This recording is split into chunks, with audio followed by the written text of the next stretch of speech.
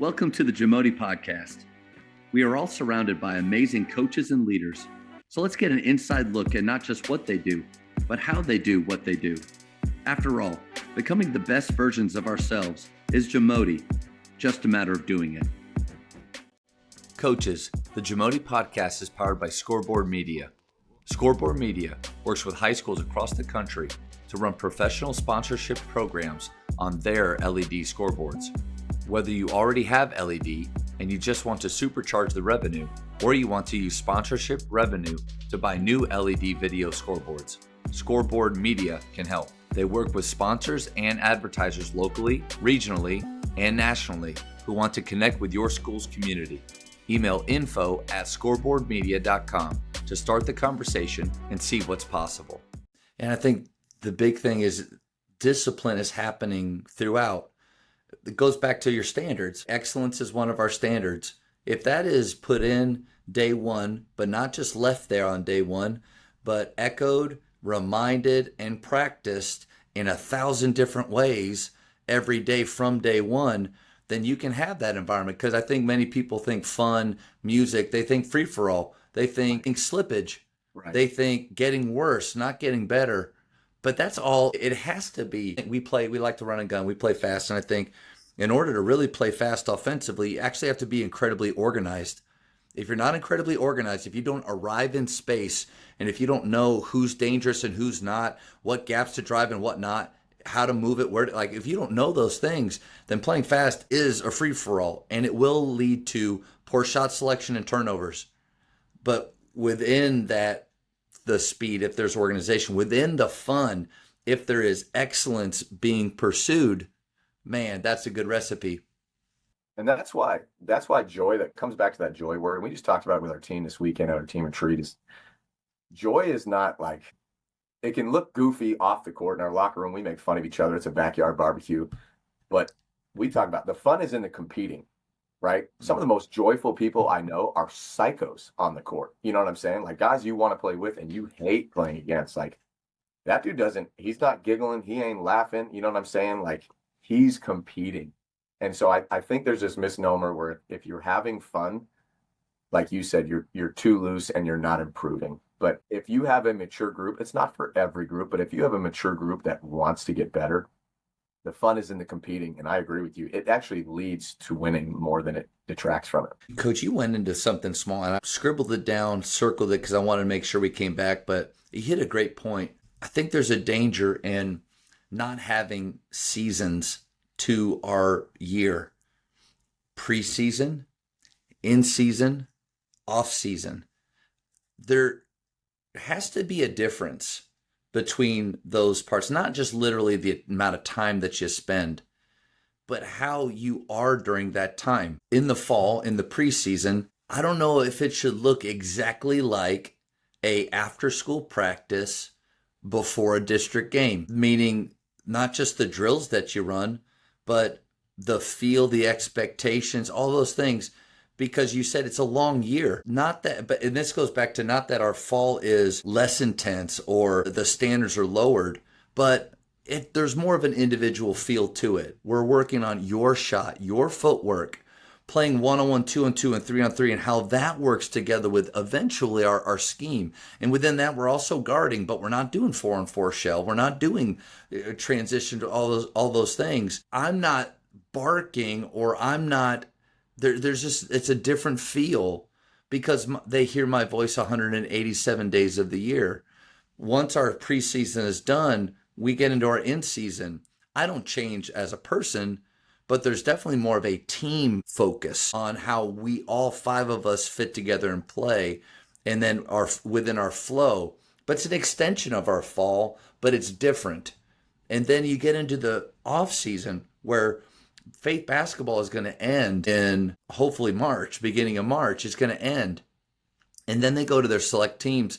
But we're still working out. Are we already working on the next season? Or are we getting back to individually how can they get more dynamic with the ball in their hand? How can we become more confident in our shot through playing shooting games? But again, I'm different there. It's kind of like Paulie's. I'm everything to everybody. Like whatever they need, that's who I am in that time. I think if you are, or coach at the beginning of the year at that kind of level all throughout, at what point do they not want, do they tune you out? At what point do they not want to be in the gym? And so I don't know where I'm going at. Maybe I guess maybe my whole thing is more individual skill work. I don't know if that's the message, but I think just like our seasons in weather, what's tough about Texas is we go from summer to winter. Like the fall is super short. We never get that 70. We're either at 90 or it's in the 40s. And it's just an abrupt change. I think, I don't know, Coach. I think we need seasons. And I don't know really where I was going with all that, but I think there's a point there. I liked it. No, I liked it. We don't bust out practice jerseys in our 4 hours. And each level's different, right? Division 3 is different than Division 2, and NAI is vastly different than all of them. And Division 1, obviously, you have summer stuff. In high school, different states, you can do a ton of stuff, and then other states, you can't do anything. So, I know your listeners vary from level to level, but I think one of the things that we've really doubled down on, we have 10 new guys out of 15 this year. There's a lot of turnover in college basketball. We recruit older guys in general. So we graduated 7 last year. And so for us, with a new team, there's so much to teach that we are teaching some, but we don't bust out practice jerseys because I don't want them to feel, again, by the time we get to February, I don't want them to feel, man, we've been practicing for 6 months. No, we don't start practice until middle of October. We've been working out for 6 months because this is something, again, goes back to you love hoops. You love to compete. You love the guy next to you. It's a desire. And at this level, I know it's a little different because guys really do. Most of them want to be pros and most of them want to be pushed and all that kind of stuff. But I think you got to be careful for sure. You can be demanding and have discipline, but also give space. We don't go on weekends. I'm like the only coach that I know that doesn't have practice on weekends. Part of that is I got kids in soccer and basketball and baseball and all sorts of stuff. And I got a wife that I am super thankful for. In season? In season, we play on Saturdays, but we never practice on Sundays. Yeah. And truthfully, like I've learned this and I've tried to pass it along to all the coaching tree guys and anybody that'll listen. I miss shoot-arounds, Coach. I miss a handful of shoot-arounds to be at my kids' games. And my assistants will run it. If we need to adjust something, like we don't have recruit visits on Sundays, if that's the only time, like we'll figure it out. But if we lose a recruit because of that, man, Sundays is a day for us. It's a faith day and a family day, and we invite our guys, and not all of our guys come, obviously, but we've seen some unbelievable growth in that aspect. But it's also a time for them to rest and get homework done or watch football and be 21, So I think you got to be careful with the length of the season for sure. And that doesn't mean you have to be soft. That just means you have to be specific in what you do. Man, thank you for a couple things there. One, the practice jersey deal. If you come to our second period workouts, there's no dress code except for I'd like for them to have our school colors on. So something white, red, navy, or gray. I don't care what color shoes they wear in second period athletics for our skill work. But you're going to see our school colors, but everybody's wearing different things because we're not in season. We're training. We're getting better. Like that's the thing is in season versus out doesn't mean there's a difference in expectations, but there is a feel. There's a different feel to we're building towards something, not we're already in something.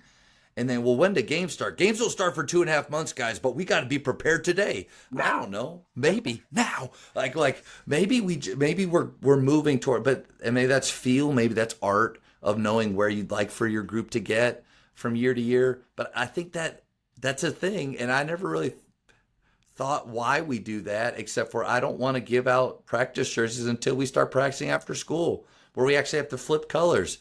If not, guys, this is different time. This is a different season. We're building you up and preparing for the great race. We're not in the great race. But then you said you don't practice on Saturdays and you don't do things on Sundays. I think that's a great reminder that just because others do things doesn't mean we have to do them.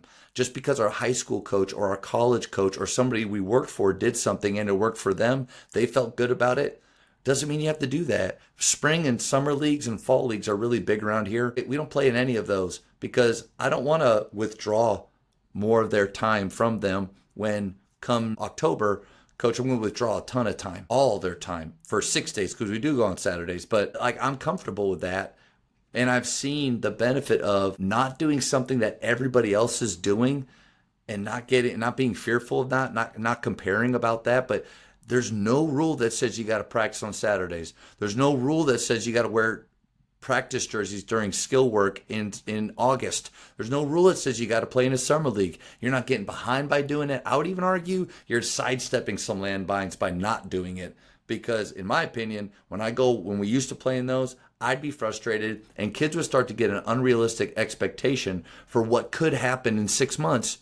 We're not a team at that point. What are you worried about what's happening there? He doesn't pass it. I'm not even coaching him. We're not a team. We're just flowing out there. Sorry, coach, but man, that's good stuff. I think we got to let go of some of those things that don't make sense to us in our programs.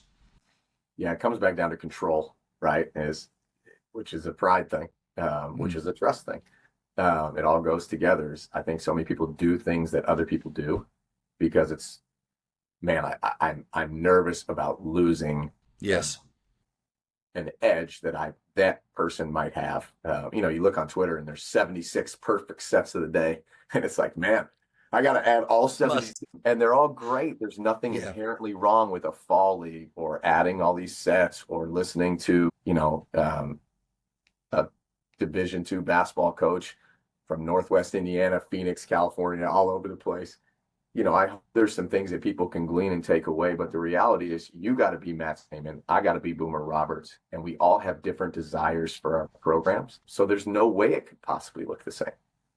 Yeah, I just think a good recipe too is chip away. Look back 5 years ago, what you used to do, and see if there's a difference now. Like, in what ways have you become more efficient? Are you able to do less but still get a lot done? Tyler Costin had a great idea of writing a parent email out and then going back, and you have to take 20% off. And then go back again, you have to take 20% off. And like, at some point you get to the part where that they really need, and you take all the fluff out. Again, I want to do my very, very best to be doing things that I believe will help my players improve. And I'm not doing it just because that's what everybody does. Or same with post-game talks. In my opinion, you have to eliminate post-game talks. It's good to eliminate them, or at least keep them to 3 minutes. I keep them at half court, and I have I tell them I love watching them play. I ask for celebrations from them, even after a loss, and then what the schedule is tomorrow, and then let them go, because I don't want to make a mistake because I'm resulting, and they just want to go eat pizza anyway and be with their friends. But that's one of those things where if I was doing what my coaches did, well, that means we got to go in the locker room for 40 minutes after. And practice after. That's right. Change, and there. I want to always be trying to grow and be more efficient, but while keeping the good things though. No doubt. And we got to remember the capacity these student athletes have, right? Especially if you're coaching males, it's proven that we don't get to our full mental capacity until around 27, 28 years old. So if we're coaching 16 and 17-year-old, a decade away from that. Exactly. Cliff Kingsbury was a coach of the Cardinals, and listen, we're not very good, all right? And hopefully we'll be better. I'm from Arizona. But I like Cliff and a lot of things he does. And one of the things he did was he would take a phone break in the middle of film. It was pretty well documented in Arizona that instead of these hour-long film sessions, he would go, 10, 15 minutes, take a phone break, come back, take a phone break. These are grown men that are paid millions of dollars to lock in on an opponent and know what they're doing. And he felt even they couldn't keep their capacity to retain longer than that. So when you're preaching to your guys and there's too many voices and all that, and we've gotten better at that, we're not perfect at it, but I think there's absolute value in giving space, let them learn and be creative and discover who they are a little on their own, while you still, again, model and teach with efficiency. My wife makes fun of me because everything I do, I try to be efficient, but I love that word. Are you being efficient? Oh man, we get 43 minutes a day, and our goal is to just wring every ounce of time that we have out of there. So that means I can't, even my, what is it, coaching tweets or maybe X's now, right? Like I have that 26, or I guess it's changed now, it's longer, but you have that short little soundbite. One coach was talking about 7 seconds, 20 seconds, 30 seconds. those amount, like that's where we should be shooting for in the way that we talk to them. Is this a 7-second tidbit, or is this a 20-second, or is this a 30-second where we need to come in? Knowing what your messages are while you're going by. I still like the art and feel. Phil Beckner talked about it. You can't teach feel. Well, crap. How do you get it? Over time. It's just something that over time you gain, you learn through experience. Yeah, and ultimately as coaches, what's the longest timeout you get in a game? You get a minute? Yep. And most of the clock people are banging that thing, and you're like, what? That was a minute, or you get a 30 or whatever. You know what I'm saying? Like, you don't get in a game. You can't huddle your team at mid-court and talk to them for 4 minutes. Right. So why are you doing that now? You know what I'm saying? Like, to me, that's kind of pointless when I walk into a gym and I see that. Well, that'd be great. That'd be like if I could stop my kid before he's about to do something really dumb and be like, all right, and talk to him for 2 minutes at school and be like, hey, don't hit that kid at recess, even though they did that to you. Can we tell, man, you can't control that. You're not Zach Morris. You can't pause time. Nobody talks about Zach Morris being a superhero, but he had the ability. I was more of a Boy Meets World guy, Corey. That was my jam. That's fair. Topanga. Okay, Topanga Kelly Kapowski. That's a speed round question, but I'm gonna probably find a 25-year-old that's like, who is that? Who are you talking about?